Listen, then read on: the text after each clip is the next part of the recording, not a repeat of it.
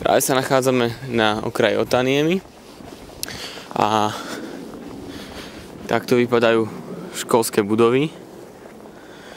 Sú to vlastne intráky a naokolo intrákov sa nachádza takýto malinký parčík, lesík.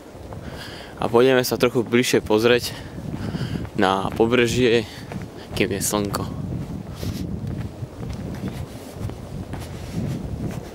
Včera hodne snežilo, dneska už je trošku čistejšia obloha, takže možno uvidíme aj nejakých snowboardistov na jazere.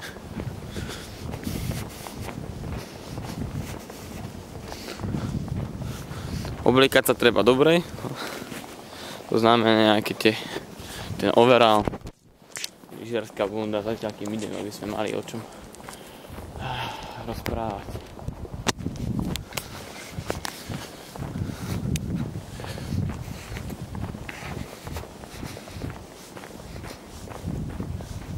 V rámci intrákov sa tu nachádza aj detská škôlka. Vlastne sa predpokladalo, že tu chodia rodiny s deťmi. Občas tu vidieť aj nejakých študentov, ktorí majú už založenú rodinu.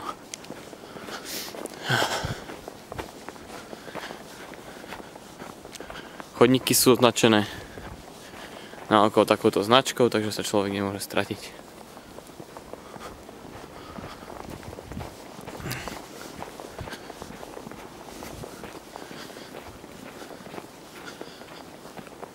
Ak sa pokúsime, už vidíme nejaké lode, pokúsime sa dostať na more, respektíve do zátoky mora, ktorú vidíme tu pred nami. A ak sa pozrieme bližšie, už tu nejakí ľudia sú, to znamená, že je to bezpečné. Stred ľadu je bezpečný, pri okrajoch si treba dávať pozor, môže to byť trošku roztopené.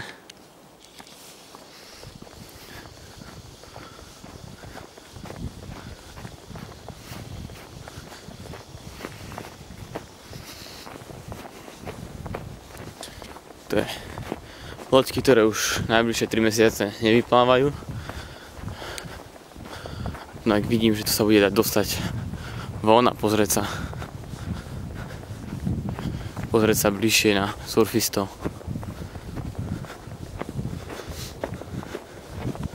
Kým samozrejme ešte budú.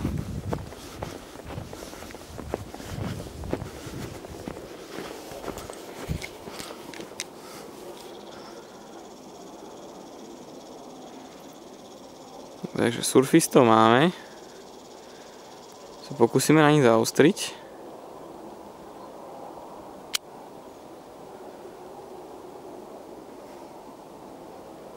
Veľmi ďaleko, veľmi ďaleko. Ale sú tam. Budeme sa pozrieť trochu bližšie. Zatiaľ sa pokúsime nejako ešte vojsť na rieku, respektíve na jazero. Nechcem to nejako riskovať, takže treba nájsť nejaké bezpečné miesto, kde sa to neprepadne. Napríklad tam.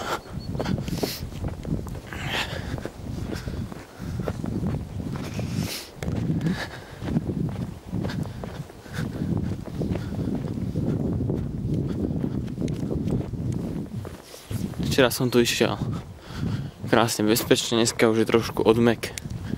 Je možné, že to bude roztopenejšie. Tu sú stopy, ale to sú iba nejaké zvery. Takže pokračujeme ďalej.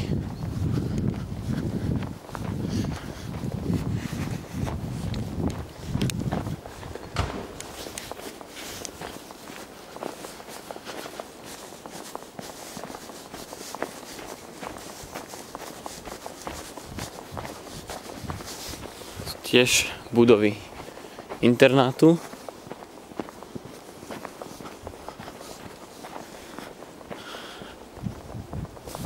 V týchto domčekoch som býval prvý deň.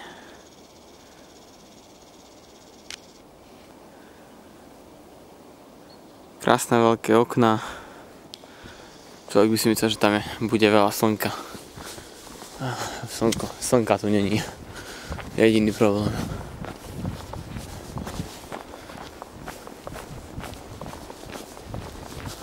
No a tu by sme sa mohli niekde spustiť.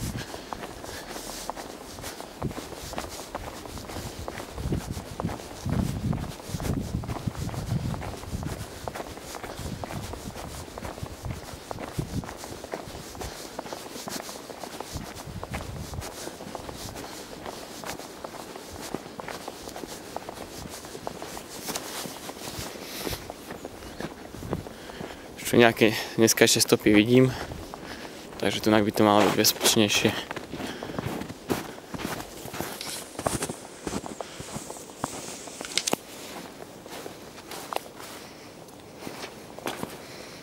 Je tu rozmočené, ale už ak prichádzame do stredu, už je sneh a lepšie drží.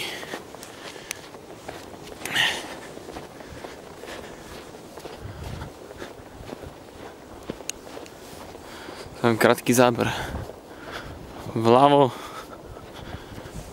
krátky záber vpravo. Skúsime to potom priblížiť, keď pôjdem bližšie.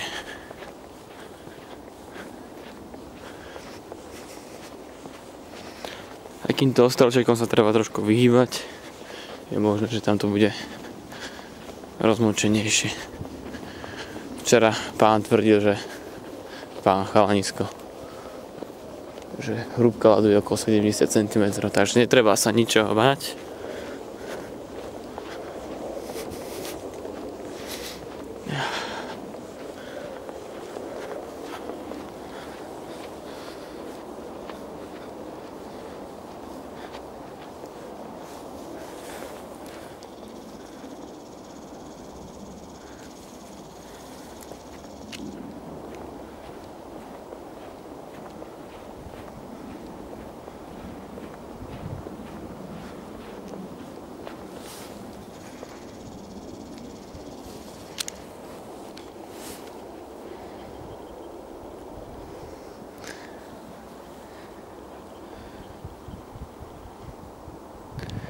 Pohľad na windsurfistov, ale mám taký dojem, že ešte stále neuvidíme.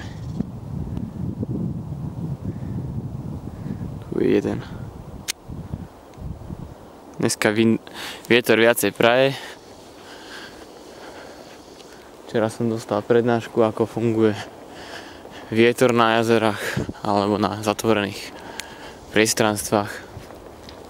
Treba si vždy dávať pozor na takéto stromy, ktoré vytvárajú turbulencie, ak ide vietor spoza nich. No a tu už máme parašutistu. Volá sa to snowkiting. Za chvíľku počkaj, sa kamera nastaví vynikajúco. Snowkiting.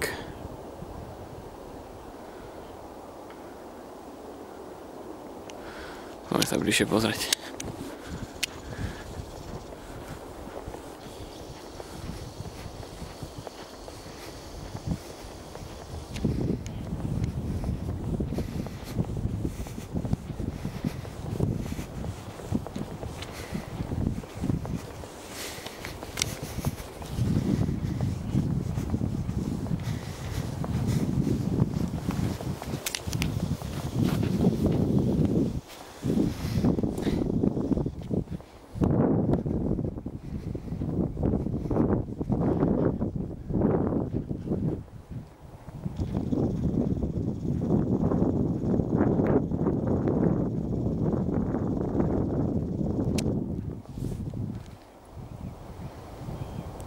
To je pohľad na Nokiu, ktorá sa nachádza na druhej strane.